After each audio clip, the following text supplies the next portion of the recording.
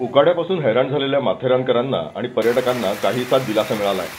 जोरदार वारा आणि पावसाबरोबरच मोठ्या प्रमाणात गारपीट झाल्यानं माथेरान पुन्हा गारठलंय।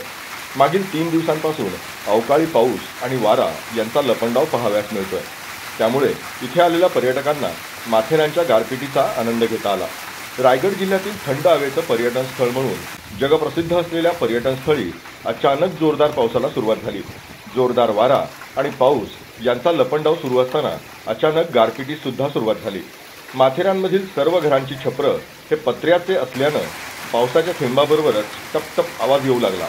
म्हणून नागरिकांनी बाहेर येऊन पाहतायत तर गारा सर्वत्र दिसू लागल्या। अचानक आलेल्या गारपिटीनं नागरिकांसोबत पर्यटकही हे दृश्य टिपण्यास पुढे आले। जिकडे तिकडे गारात गारांचा खच दिसत होता। वारा, पाऊस आणि त्यात गारा यांची स्पर्धा सुरू आहे की काय असं चित्र होतं। माथेरानचा पारा हा 32हून सरळ 26 कडे आला। इतका थंडावा वातावरणात पसरला की गारा वेचण्यासाठी लहानग्यांसोबतच मोठेही सरसावले होते।